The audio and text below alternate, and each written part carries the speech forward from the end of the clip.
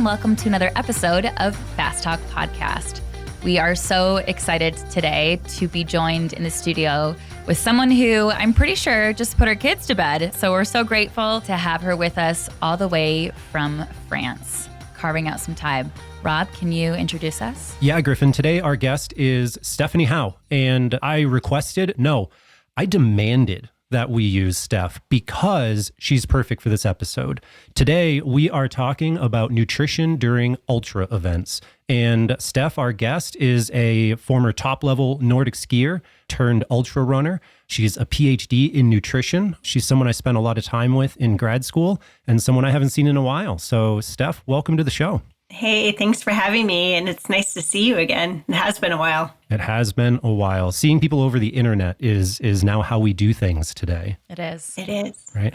So, Griffin, let's dive in. What's the big picture of the conversation today? I think what makes this episode particularly special to me is that we received a request for this. Someone emailed in and said, we'd really like to understand more about ultras and when it comes to nutrition, specifically for running.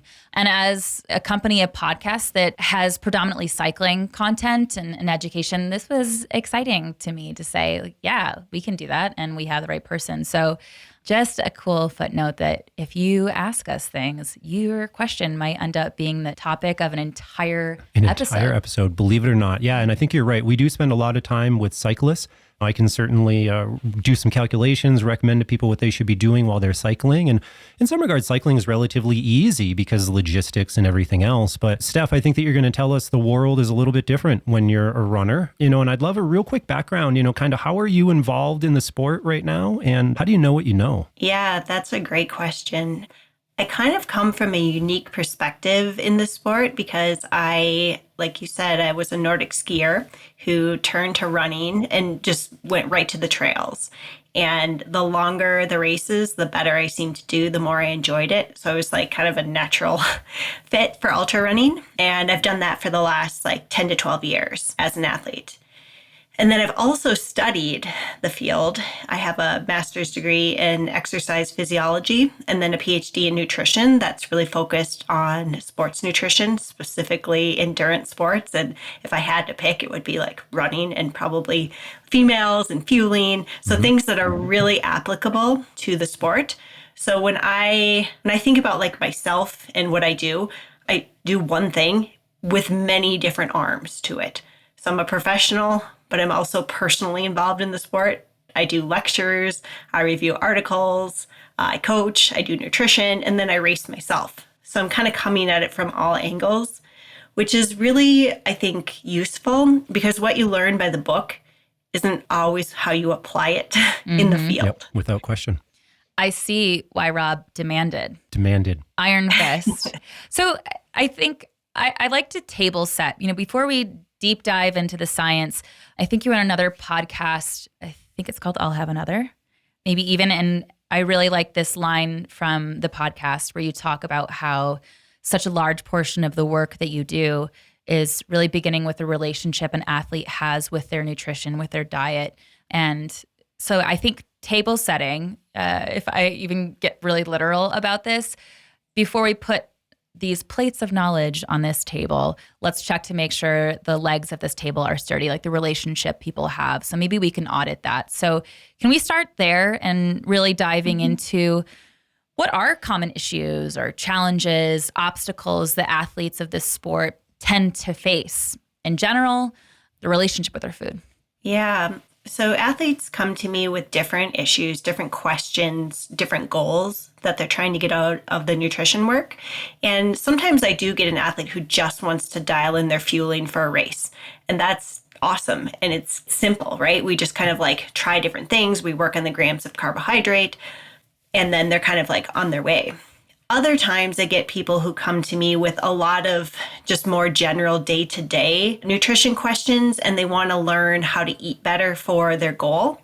And with those athletes, a lot of times we back it up to okay, so where is this stemming from? Why do you think you need to lose 10 pounds? Why do you think you shouldn't eat these foods? Or why do you think about it? I have so much anxiety around eating. And oftentimes it is more like a therapy session. Of course, I'm a nutrition professional, so I have my scope of practice, and there's a time and a place for an actual therapist. Normally, that's something I recommend.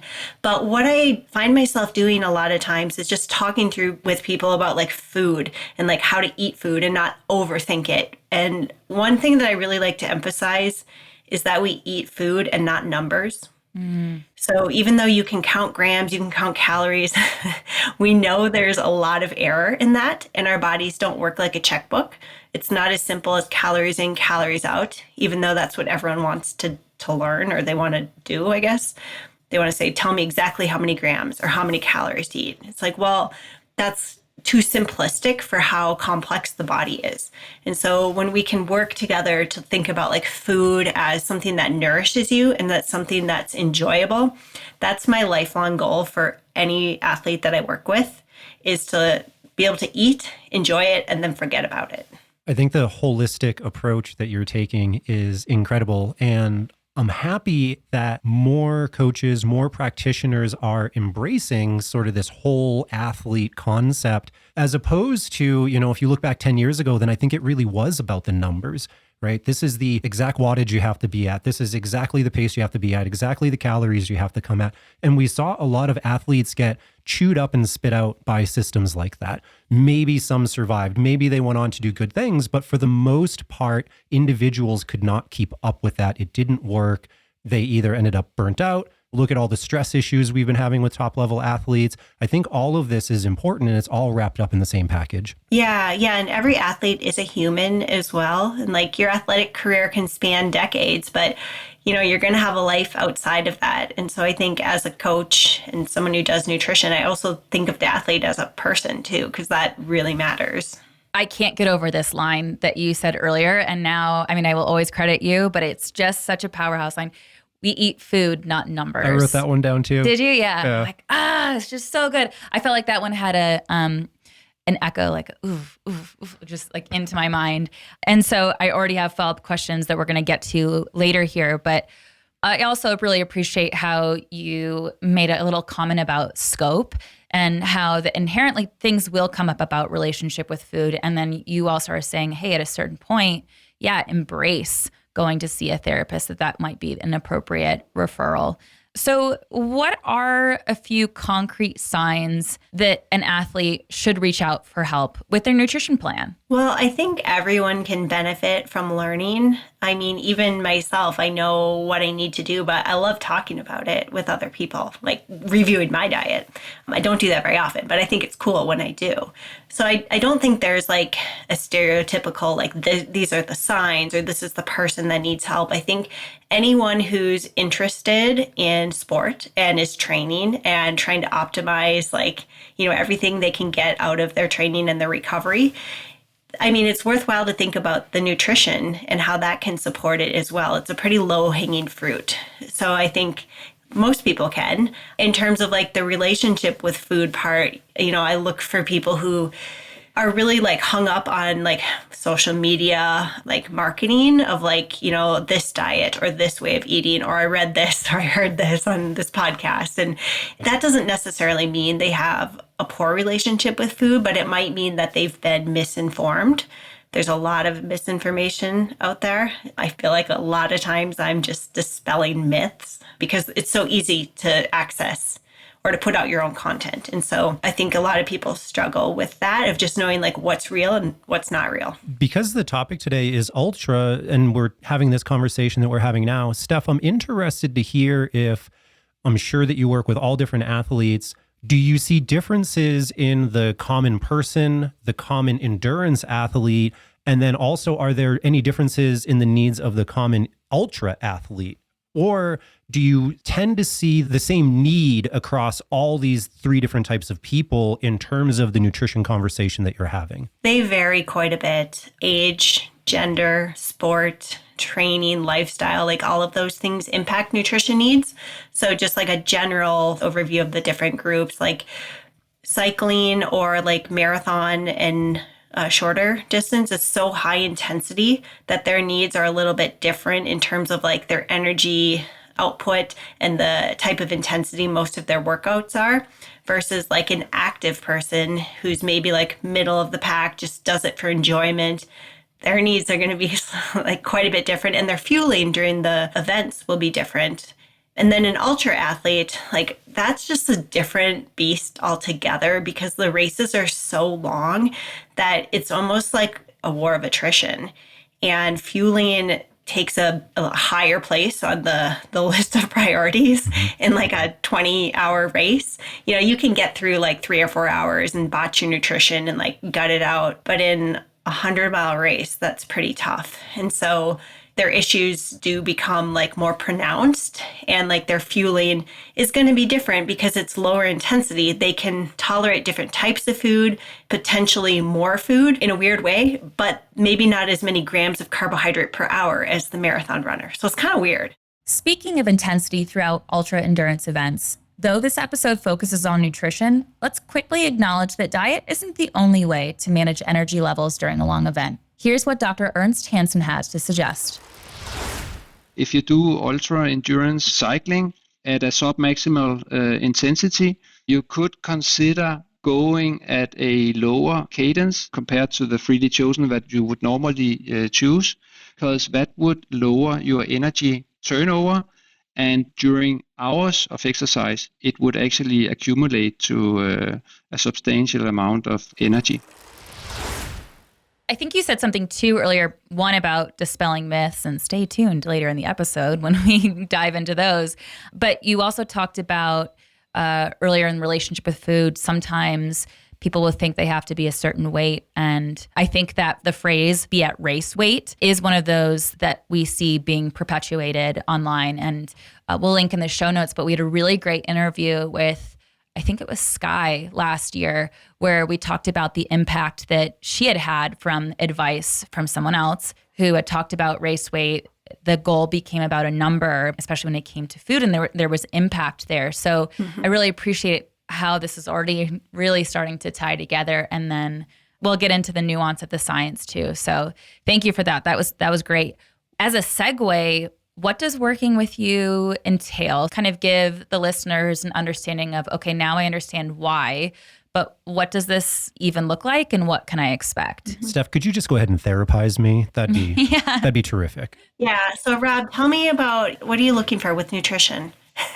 No, generally people find me mostly in this like niche sport. I don't do really any marketing, so it's kind of name recognition. So most of the time they're kind of like in line with the field I'm in, like ultra endurance sport. I have pretty much all endurance athletes, mostly ultra runners, some cyclists, some triathletes, gravel. I mean, all kind of that demographic. And when I first meet someone, I usually set up a call and we just kind of chat for 30 minutes. And I want them to get to know me. I want them to ask me questions, and I want to learn about their goals, but more importantly, the underlying reasons for their goals. Because I would say probably 3/4 of the time someone wants to lose weight, and it's usually 5 to 10 pounds. They're not overweight. They just think they need to be lower to perform better. So we kind of talk that through, like, okay, so why do you think you need to lose weight? And if we get to the point where it's like a true, like, okay, this is the goal, I don't talk about weight with them. I talk about body composition. So, okay, let's work on body recomp. And so from there, we outline the goals and then kind of like think about a working forward plan, because everyone is going to be a little different depending on their goal. So if they have a race coming up, if they need to work on their fueling, I'll give them some homework, like your long run this weekend, try this fueling plan. If you're working on your day-to-day nutrition, let's tackle breakfast. I'm not going to have you reinvent the wheel overnight. And another thing I usually do from the start, and I'm careful with this because it's not appropriate for everyone, but I like to get a baseline of what they're eating. So that usually entails some sort of food log. And I can read my athlete pretty well. So if it's someone who has a disordered eating past or patterns, I don't have them log like amounts. I'm like, hey, just take a photo of breakfast for me, or just write down generally what you eat. And I can kind of guess the amounts because I've done it for a long time. But I like to get that baseline so we have something to work off of. And I do behind the scenes like calculations, like with their RMR and their energy requirements and their energy availability. They do see that, but we don't talk about that. I'll give them the results, but then we talk about food. And like, okay, so you're eating this bowl of oatmeal for breakfast. Let's just make it a little bit more, a couple more spoonfuls, add some berries to it, and that's going to be how we progress. It takes a little bit longer to dial in goals when it's so subjective, but it's so much more long lasting when you do it that way. So I kind of jumped ahead like 5 steps, but basically get some information, have them kind of tell me about their eating patterns, and then we work from there. And you said something that I think needs to be appreciated, and that you're aware of the history of that particular athlete, especially if there's a history of disordered eating, or if you're just by the things that you're getting cues from, there might be something here. And then immediately adjusting how you're having them establish a feedback loop with themselves and with you, because is this feedback loop that we set up, like an initial intake, actually going to aggravate this further?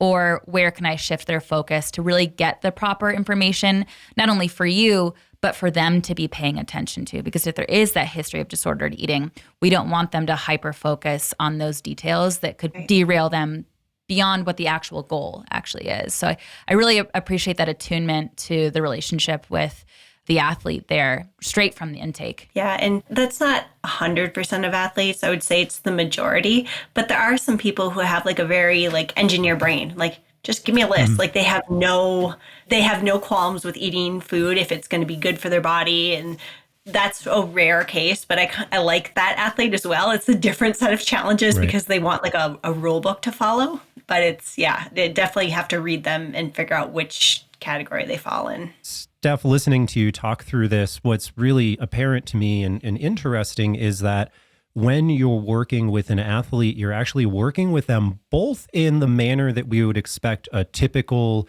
registered dietitian or somebody who's educated in dietetics to be talking about people's relationships with food, but you're also able to work on the other end of the spectrum of how much fuel should you be taking in per hour as you're doing UTMB, or, you Western States champion doing Western States. I'd love, Steph, to hear from you if we could begin sort of discussing, different details, I'll say, of optimum nutrition, but both in the performance standpoint, how do we do really well today, but also in the how do I do really well in my life and my career and chronic optimum nutrition? Yeah, so I break it into 2 different eating occasions. So one is day-to-day nutrition. So the meals that you're sitting down eating with a knife and a fork. Like that's a very different visual than before, during, and after movement, where it's like on the go. And I think that's an important distinction because oftentimes the lines get blurred. And there have been a lot of, it's mostly social media marketing campaigns that try to make you feel guilty about sugar or, eat real food when you run. Like, don't eat any of that processed chemical junk. And like, it's so backwards because the whole reason you fuel when you're moving, when you're training or racing, is to get glucose or substrate into your body as quick as possible so your muscles can use it. So we're not trying to sit down and eat a meal. When you do that, I don't want you taking a gel. I want you eating something with fiber and protein and lots of colorful vegetables. But when you're fueling on the go, I want you taking something simple because that's going to not sit in your gut and cause GI upset, and it's going to help you feel better. That's the whole reason you do it. So I think first of all, we make that distinction. And then second of all, we look at the research. There's great science in sports nutrition. Within that context, though, we also have to consider the whole person because it's not a good idea to just try to eke as much out of performance in 2 years and have someone be broken. Kind of similar to overtraining, you can do some of those same things with nutrition of like, especially carbohydrate restriction, which can be done in an okay way, but it takes a lot of, like it's the upper 1%, right? If you've already maximized everything else, maybe you work on like tweaking nutrition, to like get that extra, probably 0.5% out of your performance, but it has big consequences. And so with any athlete, if the health to me comes before performance in terms of like supplements and type of diet. And we know what works. And within that, I mean, there's a lot of overlap between healthy eating for life and healthy or eating for performance. Eating healthy for life and eating for performance, as Steph says, require not only many tweaks as you get to know your body's needs, but also habit formation so that you can train behaviors in yourself to support endurance performance and also to train your gut to work with rather than revolt against you. Dr. Andy Pruitt calls out the fact that this is a process that starts well before race day. And no matter how tempting or accessible something new to try out may be, you should stick to what you know during the event too. You have to practice your nutrition and hydration without a number on. You have to know what's going to upset your stomach, what quantities are going to upset your stomach, what different materials might cause diarrhea. You know, let's think about an adventure race, a running race. The act of running is peristaltic by nature, right? It's going to shake, anything in your bowels is going to shake to the bottom, ultimately, right? So experimenting with your nutrition, your hydration, without a number on, you don't have to go run 100 miles, but you do have to do significant trial runs to test. Never, ever start using a new product on a race day. I don't care if they're the sponsor of the event. God bless them for being the sponsor of the event. If you've never used it, don't start today. You know, when your furnace is hot, it'll burn most anything. I'll never forget, I was a young early bike racer and we were doing a stage race out in Grand Junction, and it was a 2-stage day. And we'd had this really intense road race in the morning. We got our time trial in the afternoon. I'm sitting by the pool eating a package of cookies. I ate the whole package of cookies. And my friend, the local physiology student, goes, "Oh my God, how can you eat that trash?" And I said, when your furnace is hot, it'll burn anything. And that's the same kind of thing. You're at the end of a 100-mile race. You got 25 miles to go. You're out of your own stuff. Your furnace is hot. It'll burn it. Steph, I want to give one quick shout out. You mentioned looking into nutrition research, and I know that you do a podcast with Jason Koop called Koopcast, if I remember right, where you're looking at research. Yeah, Koopcast is his podcast. We do an article called Research Essentials for Ultra Runners. Gotcha. And yeah, they're both great resources, actually. The Research Essentials, there's two, I guess, scientists, Nick Tiller, who's a PhD, and then Jason Koop and Jim Rutberg. We all get together once a week. We review an article. We tear it apart. We like banter, and we come up with the take home and then write up a summary that a layperson can read. It's somewhat technical, but it's like broken down with the application. So I love that. I love taking the science and diving into the methods. I think that's where a lot of articles that are written are missing that context of like, was this done in rats? Were they fasted? Was it done in a lab? Like that really matters for the outcomes of a study. So I really enjoy that piece of it, bringing it to life and like how you would apply it. These sound like fun phone calls. Is there room for one more? Let's see this table. if the link, how do I get in? If a link finds its way to my email inbox, I might just join. Right. Yeah. We'll invite you to the next one. You know, I'd love to continue the conversation that we had started before on that optimal side of things. You know, Steph, you began laying out how you're looking at day-to-day nutrition is very different from kind of event and activity nutrition. What is the next step following that? It kind of depends on the athlete if they have like what their race season, like what phase are they in? Are they in like a base, like endurance build? Are they in race season? And, you know, if they are, then we'll kind of break it up into like, okay, this week we're going to talk about your day-to-day nutrition to like make sure you're fueling enough for your recovery for these big volume weeks. And then like next week, let's go through your fueling plan. Because they take a while, and I don't like to overwhelm someone with like too much information in one meeting, because it's like you leave and you're just like, side note, I just started French lessons, and I feel like that's me right now. I go into the French lesson, I come out, my head is spinning. I don't want to do that to the athletes I work with. I want them to be like, I've got these 3 things to work on. Is this an opportunity then? Where are you at in your lessons? Can we do the rest of the episode in French? Oui, je parle français. So good. Well, we'll continue on in English, but you're talking about the concept of knowledge overwhelm too. So as we are diving into the science right now. People should prepare themselves. We are going to overwhelm a little bit maybe, but can I switch gears here? We're talking about fueling, but maybe we take a step back for a second. And you hinted at this maybe a few minutes ago, but what about the concept as far as nutrition goes? There's a whole category of just fasting. Can we take a step back before we dive into fueling and hit up fasting? And talk about not fueling? Yeah. I can see you're impressed immediately. You're like, yeah. Well, I understand the premise behind it. It sounds like a legitimate way to accomplish goals, but it usually backfires. And there's usually two reasons that people fast. One is to lose weight. They do the intermittent fasting, and they can lose weight for sure. The reason isn't because it's intermittent fasting. The reason is because they consume less calories throughout a 24-hour period. And that can be sustained for a while, sometimes with negative health consequences. But I don't know anyone who has sustained it for like years and been successful at it and been healthy.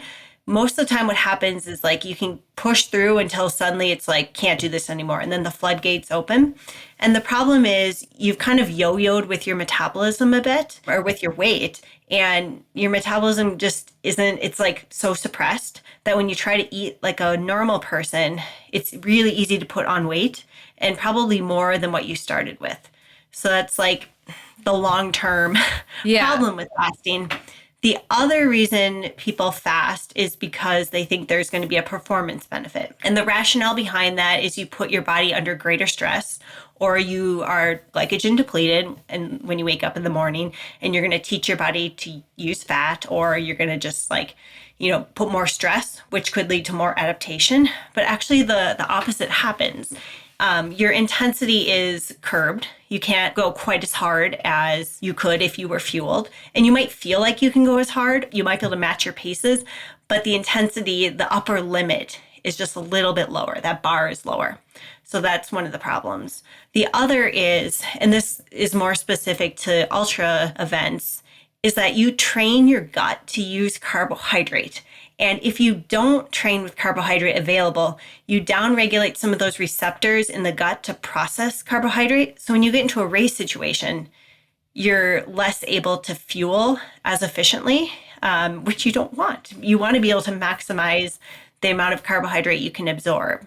So that's the other reason. And then the third reason that I guess I wouldn't train fasted is in research that has looked at people who train in a fed state versus a fasted state, and then followed them for the next 24 to 48 hours, looking at their energy intake, there's a rebound appetite that happens mostly in the fasted athletes. And it's not right away, but it's usually 8 to 12 hours after. They tend to over consume what they need or what they used in the training versus someone who trained in a fed state. So I really struggle with fasting. Of course, I don't mind if someone has to wake up at 5 a.m. and do an hour easy run. You don't need to eat a big breakfast. I would encourage you to have half a banana or a little bit of orange juice, but if you can't, that's fine. We're not necessarily talking about that. We're talking about specific sessions or long runs, long rides, where you're purposefully not fueling your body. Yeah, something else to add in there too, Steph, the last point you made was about fed versus unfed exercise and a rebound appetite. We also, if you look at cortisol response to exercise as well, cortisol is significantly elevated after unfed, after fasted workouts. And things like that can either lead to overtraining or reduce just the total workload that person is able to handle, which again is detrimental to overall performance improvement. Now, I will say, and Steph, maybe offline we should talk about this more, but I am working with an athlete right now who has essentially postprandial hypoglycemia. His issue is a little bit different, where when he eats, his blood sugar ultimately tanks and gets very, very low. He gets symptomatic. And so he came from a background of intermittent fasting because that was a way for him to feel okay during the day because he wouldn't get these lows no matter what he ate. But he's able to eat and actually consume carbohydrate around exercise, which is maybe because the insulin response is a little different.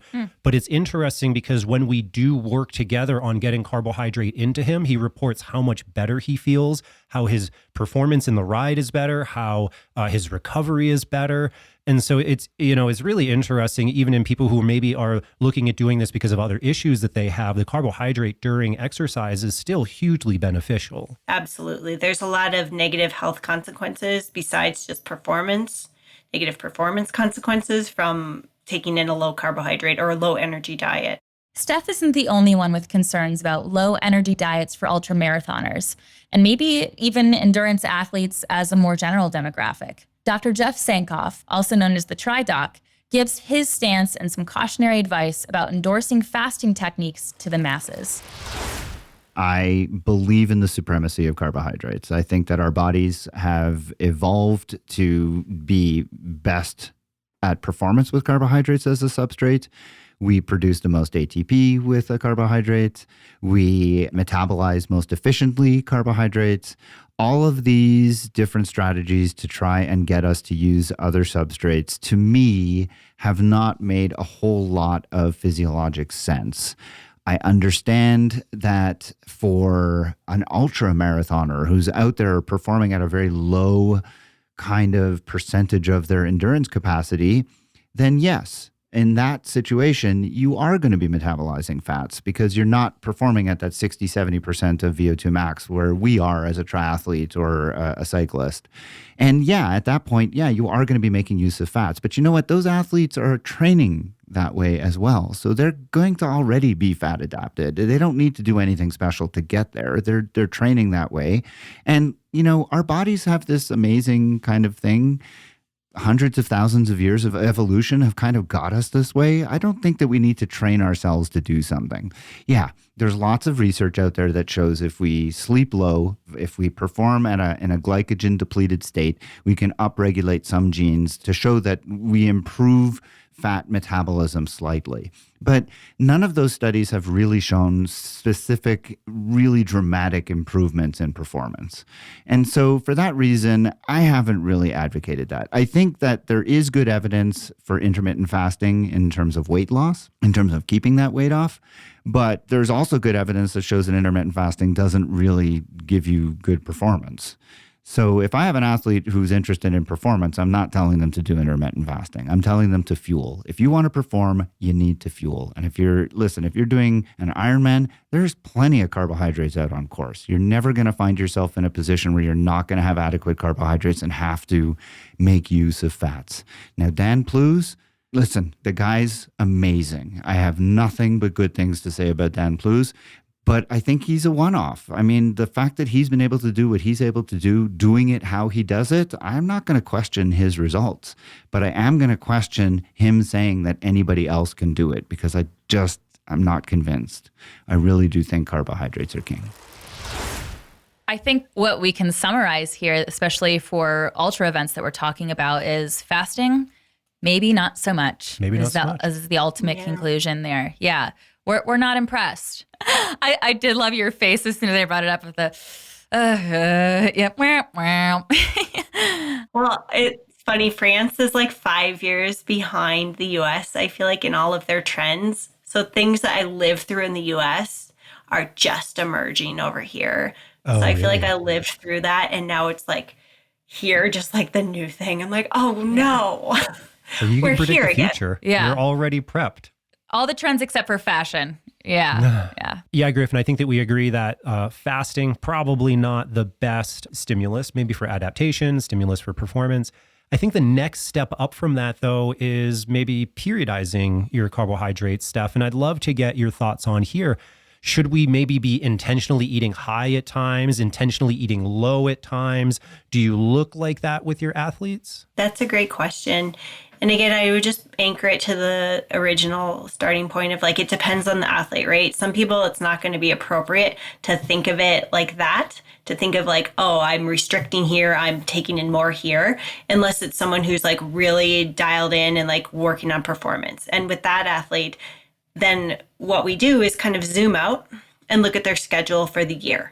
Like, when are your key races? When is your high training? When are your intensity sessions? And generally, if they're working with a coach, or even if they're not, they have kind of a plan, at least usually a 6 to 12 month plan of what their race season will look like.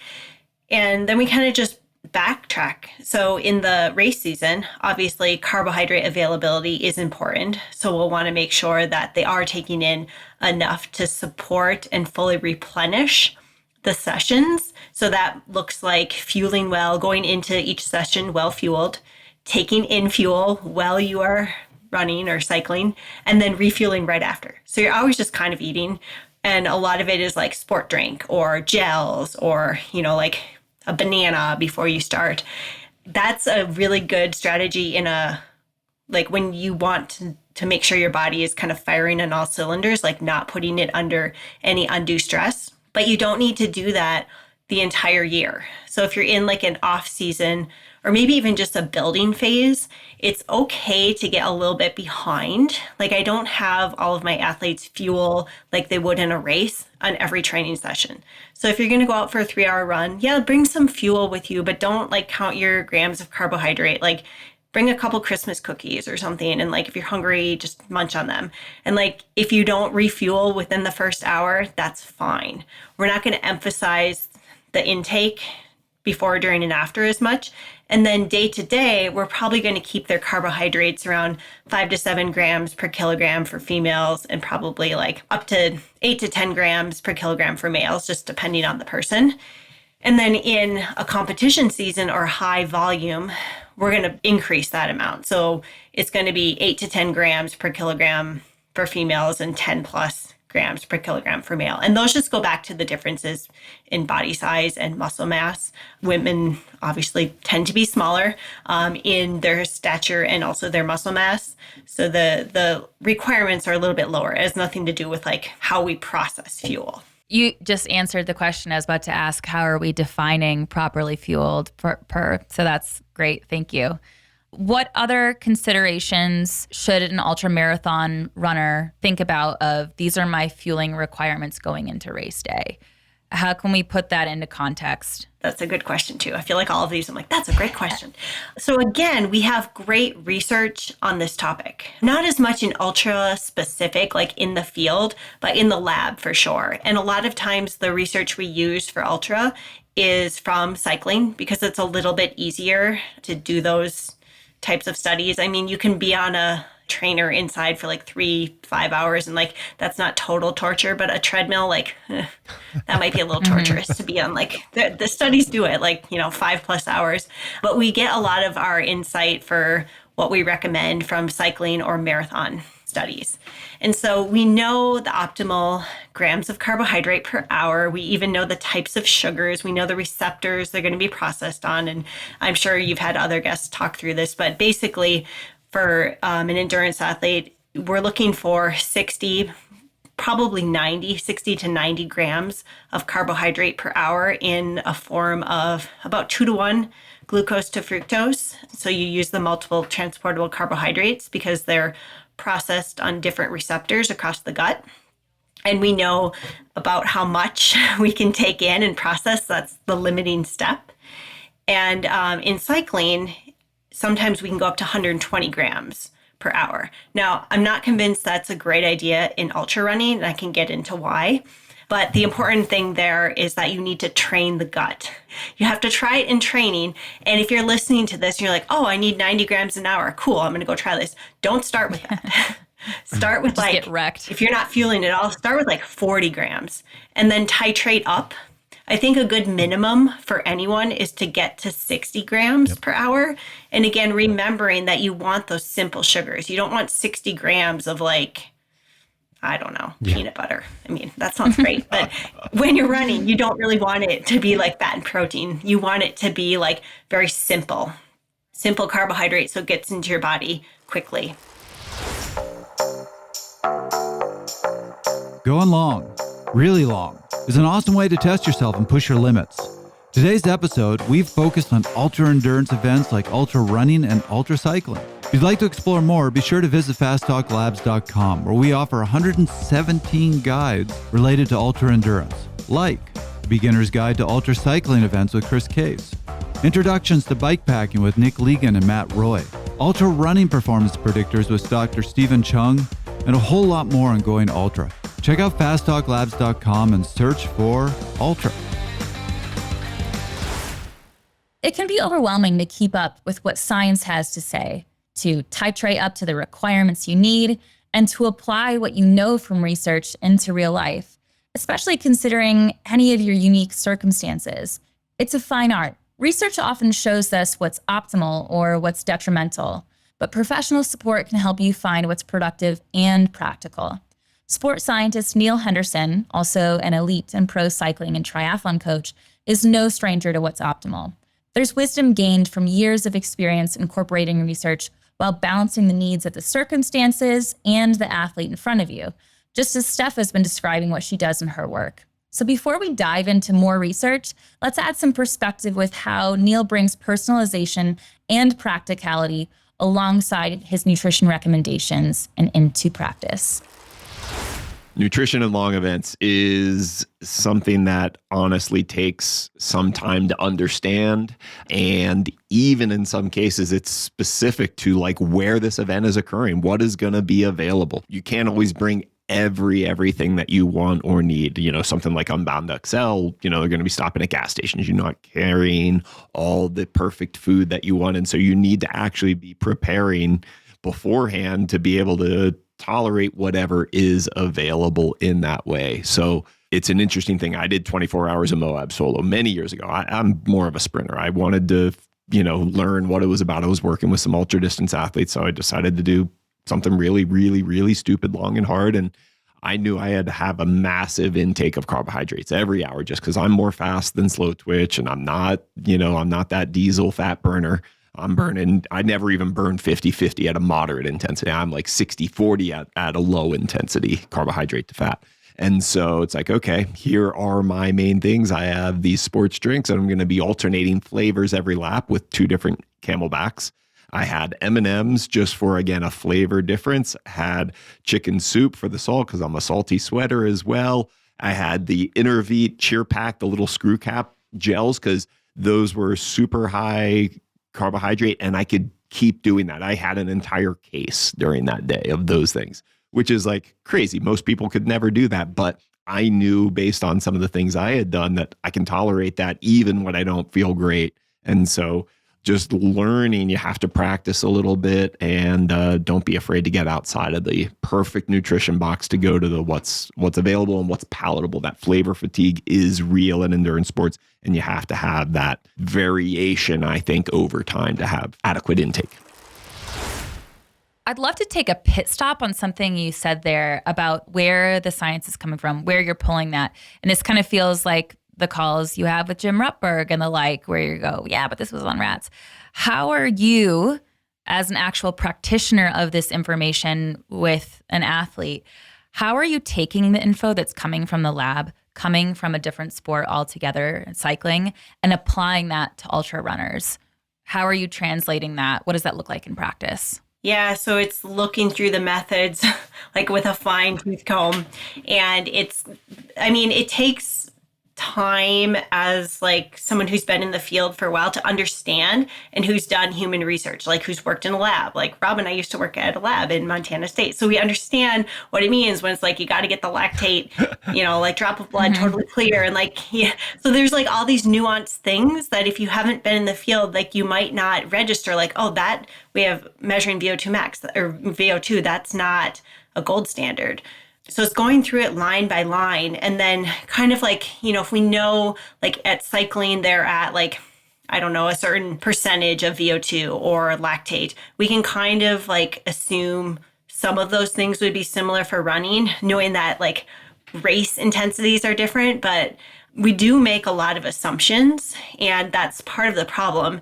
And one big problem is that there's barely any research in women.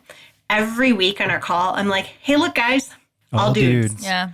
All dudes again. And if there are women, it's like, oh, there was 2 women. Yeah. So we're really lacking on that side of things. I think it's getting better because we're talking about it, but it still needs to be translated into research. But we're not seeing, yeah. So a lot of what we know is based on males.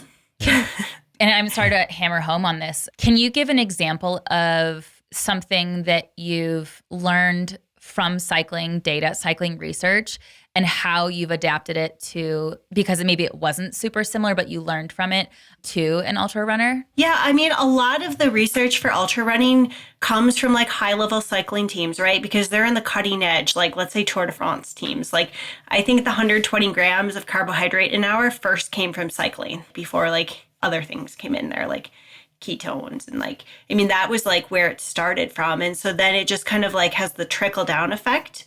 And it probably goes to like marathon running first and then to ultra running. So a lot of times when I'm reviewing literature, like I'm looking at endurance sport, I don't specify like running or ultra running, because that way I can see like what is the research out there.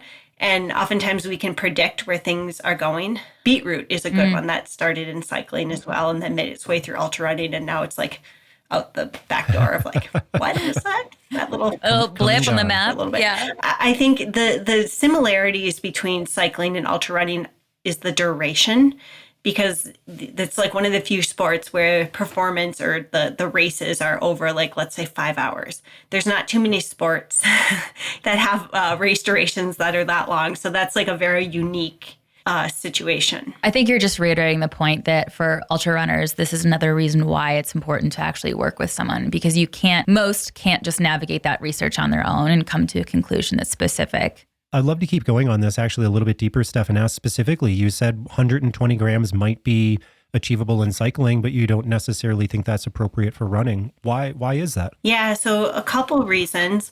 One is there's more gut disturbances in running. One of the like biggest reasons for a DNF is GI upset. So, and that's common. I've had it happen like a lot of times, and I know what I'm doing. So it's just like, you know, it's just hard to like keep things going. And so when you're introducing more fuel, that's more potential for gut upset. So that's one reason. The second is the difference in intensity between cycling and ultra running. So ultra running, like the top runners, if you were to look at their intensity throughout a race, they're going to be at like what we would call steady state, under threshold for sure. Like maybe they'll hit threshold on a couple like long climbs, like an hour-long climb, but they're generally moving a little bit slower. They're going up mountains, but the intensity is lower compared to cycling, where you can kind of just like hammer pretty hard, like around threshold for like hours upon end. And so the burn rate for carbohydrate is a little bit higher. And because of that, and because it's easier to fuel while you're cycling in terms of the gut, maybe not like physically with your hands, you can get up to 120 grams an hour a little bit like less risky than for ultra running. Whereas like you want to maximize as much as you can use and absorb, but also not at the risk of a DNF. And for a lot of athletes, they're not going to need 120 grams an hour. I do think 60 is a good bottom line, and 90 is probably something good to shoot for.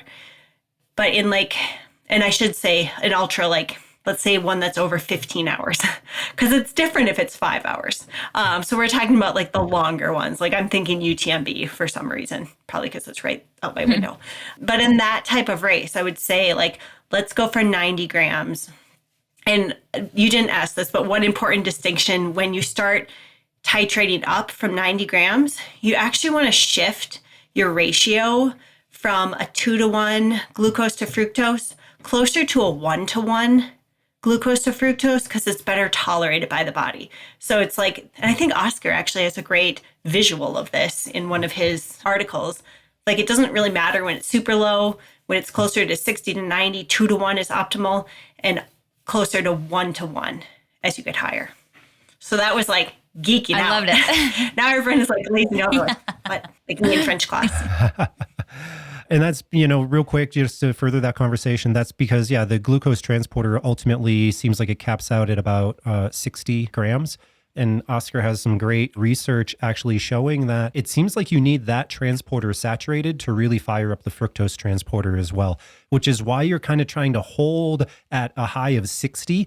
And if you're going up to 90 grams, you hold it at 60 glucose and you add 30 of fructose. And if you need to go to 120, then you hold it at 60 glucose and you go to 120 on glucose. You're trying to keep that one door just totally flooded so the second door opens up. The other thing that I wanted to clarify real quick, is UTMB, is Ultra Trail du Mont Blanc, which is an ultra trail running race that Steph has done and is literally outside her window. Yes, in the ultra world, it's a very, like UTMB is like, everyone knows what that means. But yeah, it's an iconic race around, it starts in Chamonix, it goes around Mont Blanc, and it's a mountain race that's notorious for just like eating people alive. I mean, it's like super tough and super technical and everything as far as I know, right, Steph? I think that there are maybe some ultras out there that are kind of just long glorified road running, brown road maybe, but UTMB is like you're really out there on your own. You've got the poles out for sure. Steph, you're always saying, little things that are really interesting, and I want to backtrack to one of them. And you had mentioned, in the cycling world, maybe at least the use of ketones, and that's an exogenous ketone, oftentimes a ketone ester, a little ketone drink. I'd love real quick in the ultra running world, in your practice, where do things like ketone esters fit in your recommendation? Yeah, I'm having a lot of conversations about them right now because they're in the spotlight. I think people are curious, and anytime there's like a potential edge in performance, people want to know about it. To date, I haven't seen any research that has shown a performance benefit from taking ketones, exogenous ketones.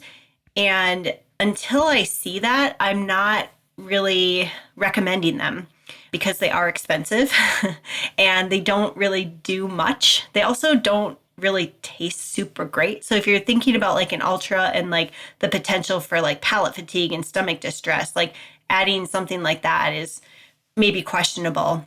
And I'm open to, having them be something that I would recommend if I do see the research, but it's just not there yet. And they keep trying with different things. Like now it's like alertness and just like cognitive benefits. But still, like we reviewed a paper on that for Research Essentials for Ultra Running, and like there actually wasn't much there. And so I think they're getting a lot of hype without a lot of science-backed validity. You said something there too that just made me remember. You said palate fatigue. And I feel like that's something that's not really talked about sometimes. Just I think with athletes, it's all about the end result. It's about your time. It's about this. For me, I palate fatigue is such a real concern. I love my food. I love how I supplement with electrolytes and minerals in my water. If something doesn't taste good, it is not going to stick. And so we're going to have to touch back on this in a second, but I'm so glad. Griffin, it's really easy. I just do some tongue exercises and then I avoid palate fatigue. You got to work up your reps, though. You got to work up.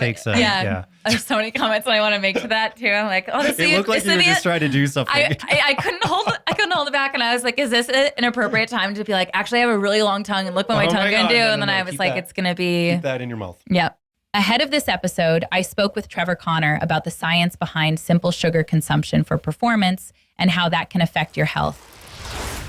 I know out there's been a lot of debate about simple sugar consumption. Let's quickly cover the things that aren't debatable.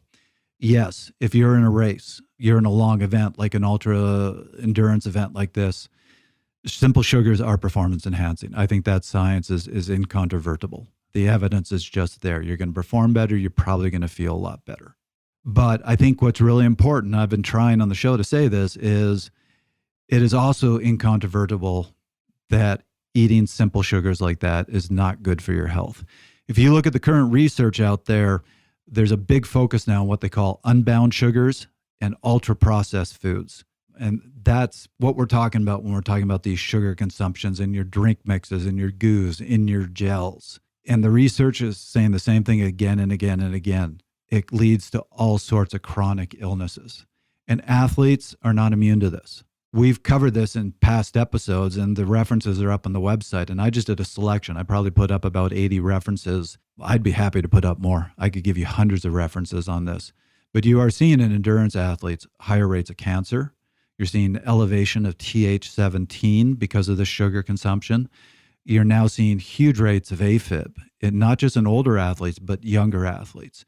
And all this is being linked to sugar. So it's a really important consideration. It's that balance between performance and health. I can tell you, I personally focused on the performance side for years. I was eating tons of sugar and saw the benefits of it. I now have AFib. That's something I'm going to be dealing with the rest of my life. If I knew that and could go back and change things, I probably would have done it differently, even knowing that I might not perform quite as well. This whole idea of these simple ultra-processed sugars is really new. I'm 53. I've been training for about 30 years. And when I started training, this really wasn't a thing. You were just starting to hear about it. So this hasn't been around for very long. Eating more natural foods is the way we've been doing things for 99.99% of our history. And we're only just now seeing the effects. The science is coming out of the long-term impacts of consuming these sugars. And there's a lot of science, and it doesn't look good. So eating the way we've been eating most of our history is not the obsessive, out of balance way of approaching things. Trying to cram 120 grams of sugar into your system per hour, trying to train your gut to absorb more sugar. This is the new thing. This is the thing that's out of balance. Very performance enhancing, but you have to consider that health effect. A lot of ultra runners, their calorie needs are so high that it's hard to eat enough throughout the day. So they can be in a negative energy balance just without trying to. And so oftentimes that evening eating occasion, like I call it their little snack before bed, is something that I recommend. And we try to get it to be something like, honestly, my favorite is yogurt, because like the whey protein can be most helpful for recovery overnight if they're like in a high training phase, and it's got good fat and protein in it. And it's not going to spike their blood sugar. So eating something that's going to make you feel good, not overly full and not like crazy. Yeah. Like eating like, I don't know, pixie sticks or something. It's just sugar. That's not going to end well. You don't eat pixie sticks. You snort them, Steph. Come on. That's right. That's right. That'd be even worse. I want to tie this conversation to a myth that you had put out before, and that was eating only plants, right? And for athletes who are on plant-based diets, especially ultra athletes, but really endurance athletes in general, it can be very, very difficult to meet your daily caloric needs because you have to take in so much food to get the caloric requirement that you need to. And I don't know if it's healthy. I think that some people will sometimes say resort to start covering things in oil or other fats or whatever just to get their caloric requirement up a little bit. But so yeah, just wanted to address that real quick. Yeah, that one is tough. I respect how people like their values around eating. And I think you can meet your needs with a plant-based diet, but it's very tough because of the sheer volume of food that you have to eat. And especially protein, because almost all plants with protein have a lot of carbohydrate too. Mm. So if you're meeting your protein needs, oftentimes your carbohydrate needs are going to go way up, or your intake's going to go way up. So it's challenging. And I like to challenge the athlete a little bit with plant-based of like, I mean, it's fine to eat primarily plants, but it's not necessarily bad or like you're breaking any rules if it's like, you know what, I just need a burger, or I need some eggs, or I need some chicken. I think you can be like in the gray area. You don't have to be black or white. Like I'm only this or I'm only this. It's like, and even like what I recommend when that's a tough thing for someone to like reconcile with, okay, at home, you can be plant-based, but when you go to someone's house and they cook you a meal, eat the meal. Or when you go out for like to a restaurant, get the salmon. And that's an easier way to like kind of like segment the two, but it is really challenging. And there are health benefits to eating plants for sure, but there's also downfalls. And I don't know, because I don't think anyone really knows like what the optimal diet is, because everyone is so different. And that's a really hard thing to study, right? Of like, what's the optimal way of eating for all of these health parameters? Because there's like hundreds and thousands of them. So I think we don't know that just eating plants is not going to be negative for something else.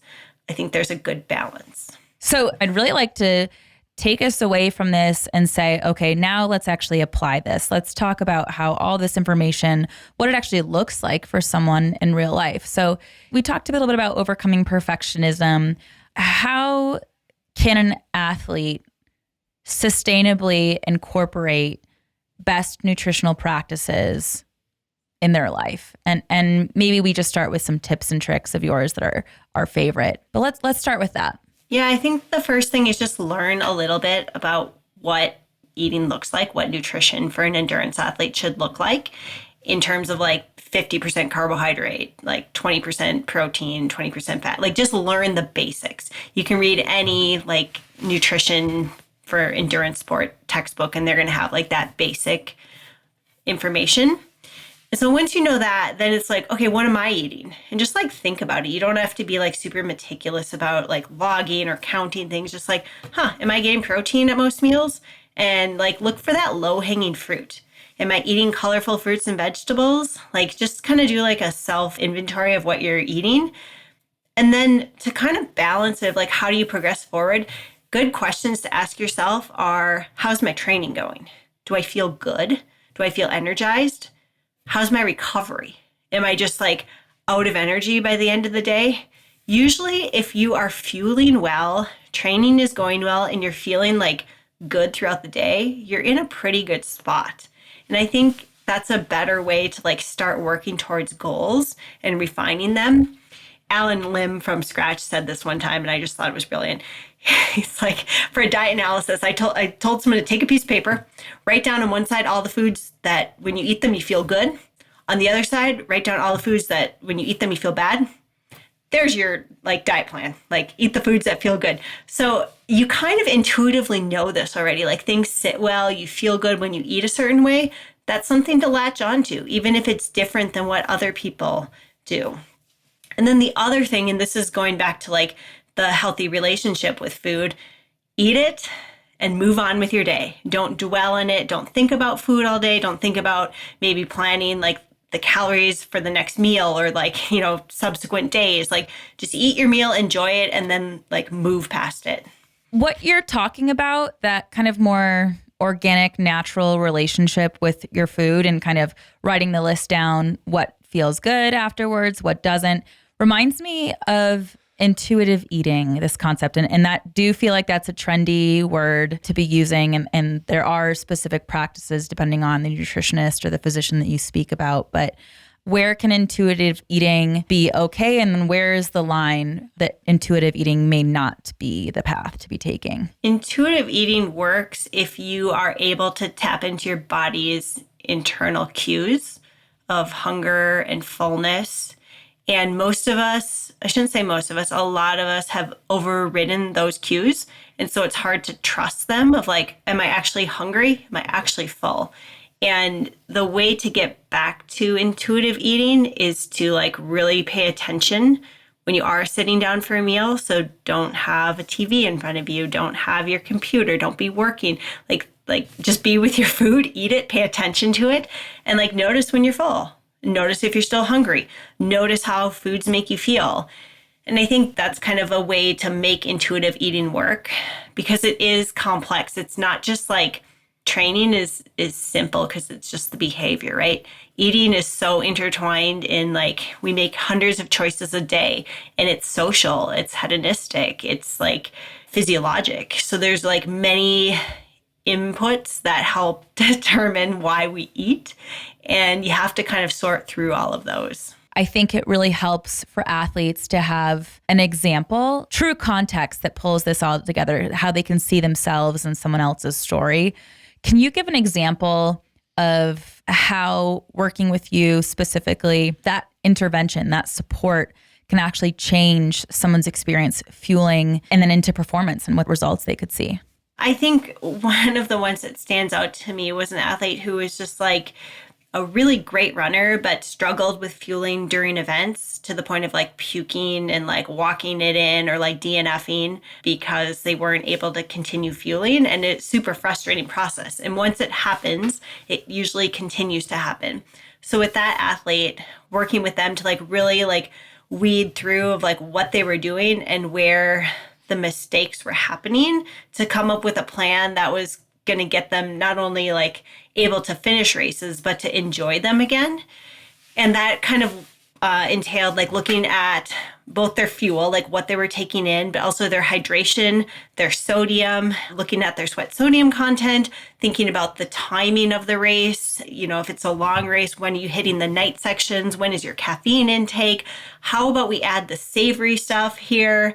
And like really like working pretty closely to get this athlete back to enjoying running again. And I mean, this was a high performing athlete and they did figure it out. And it was just really cool to see them like come full circle and be like able to trust themselves to like sign up for these races and go through the process and be successful again. I love that, to be able to trust themselves to sign up, to go for it. And just how this type of support alone can kind of push someone over, I don't say push someone over the edge, but make that leap and say, yes, I feel good about doing this now. All right, I'm going to take a breath. That's a lot of take homes, and this has been a packed episode. So let's shift the focus. Let's turn to our listeners now. We want to hear from you. So here's a question to think about, and then jump over to our forum and join us in this conversation. Here's the question. How are you bridging what science has to offer for ultra endurance event nutritional strategies into practice? So how are you bridging the gap between optimal to practical? Join us in this conversation. Can't wait to hear what's working for you, what research you're incorporating, and what an episode. All right, so what do you say, Rob? Should we take it home? We can take it home. Let's take it home. Who's taking it home first? I'm going to turn to wonderful, very in-demand guest here, Stephanie Howe. If you were to think about the wonderful conversation that we just had, because of you, I will say, stole the show. What are some of the take-home messages you would want our athletes to really marinate on? I think the first one is that nutrition is a science, but it's applied as an art. So it can be a little frustrating when we're used to numbers and data and with training metrics, especially. With nutrition, you can break it down, but only to such small pieces. And then it's more of an art process of putting it all together. And so I think it's important to understand what you need, but then to also know that it can't be quantified perfectly. And food should be enjoyed. So there's a piece of it that also needs to fulfill that part of life too, of eating for performance, but also eating for enjoyment, because that's a part of being a human being. Perfect. How about you, Rob? Yeah, Griffin, I have 3 quotes from Steph and then a quick message I want to share. So the first, we both wrote it down. We eat food and not numbers. Right. And I think that that's amazing because it's really illustrating that it's not as simple as calories in, calories out.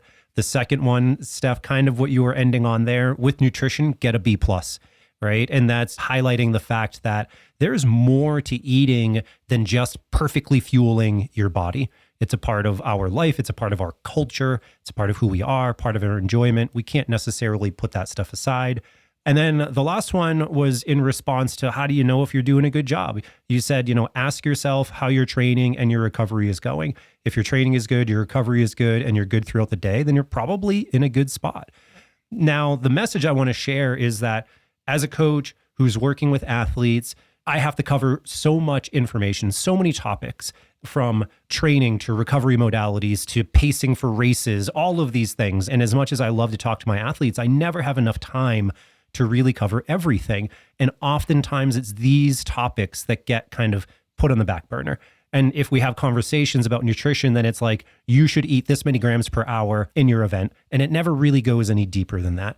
And I think that the message today that people should be taking home from this is, with as much time as we put into our training, our recovery, we really ought to be putting and working with people in the same manner when it comes to nutrition as well, because there are so many caveats and so many nuances that we can't just apply one nutrition strategy to everyone and think it's that simple and that it's going to work universally.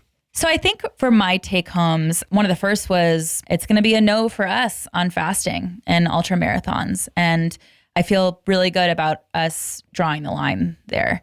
I think also we talked a lot about bringing something into context, whether that was, this is the data, it came from over here, now we have to almost transcribe it into this particular situation.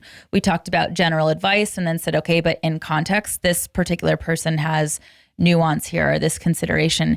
So overall, that take home of being, there's a lot of things for ultra marathon runners to take into consideration when it comes to their nutrition.